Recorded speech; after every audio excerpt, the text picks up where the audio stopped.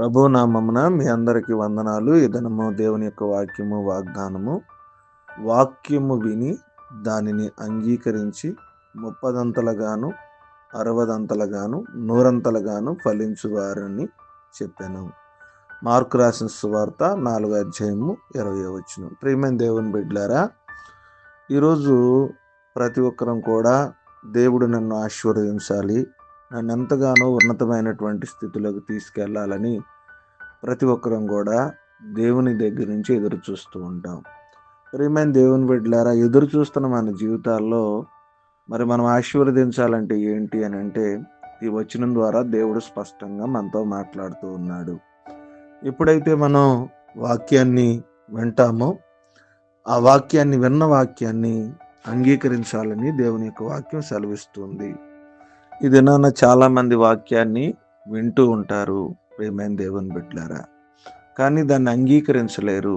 దాని ప్రకారంగా వారు అంగీకరించలేరు, జీవించలేరు. ఈ రోజున మరి వాక్యాన్ని విన్నప్పుడు వాక్యం మనతో ఏం మాట్లాడుతుంది? మనలో లోపాల గురించి, మనలో బలహీనతల గురించి, మనలో ఉన్న పాపం గురించి, మనలో ఉన్న అవిధేయత గురించి, మనలో ఉన్న దేవునికి విరుద్ధమైనటువంటి జీవితాన్ని గురించి, దేవుని చిత్తానికి అవిధేయత చూపిస్తున్న విధానాల గురించి, అనేకమైన విషయాల గురించి వాక్యం మనతో మాట్లాడుతుంది.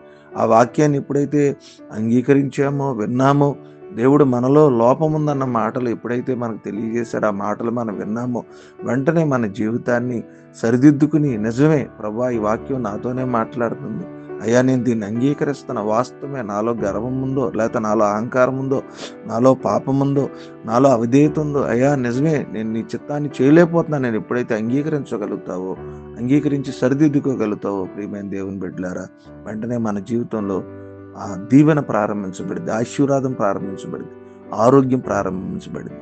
కాబట్టి దేవుని యొక్క వాక్యం సెలవిస్తుంది, విని అంగీకరించిన వాడు ఆశీర్వదించబడతాడు, నూరంతలుగా ఫలిస్తాడని రాయబడింది. విని అంగీకరించి నూరంతలుగా ఫలిద్దాం. అటు కృప, అటు మనసు దేవుడు మనకు అనుగ్రహించును. ఈ కొద్ది మాట దేవుడు మనకు ఫలించును గాక. ఆమేన్. తల్ల వంచుకుందాం, కళ్ళు మూసుకుందాం. మా ఉన్నతుడా, జీవగల దేవా, మీకు స్తోత్రాలు, మీ ఘనమైన నామానికి వందనాలు. రాత్రంతా జ్ఞాపకం చేసుకుని మరొక శ్రేష్టమైనటువంటి జీవితాన్ని మాకు అనుగ్రహించినందుకు మీ స్తోత్రాలు. ప్రభువా, వాక్యం ద్వారా మాతో మాట్లాడారు. విని అంగీకరించి తన జీవితాన్ని మార్చుకున్న వ్యక్తిని నూరంతలుగా ఆశీర్వదిస్తానని వాక్యం ద్వారా సెలవిచ్చారు.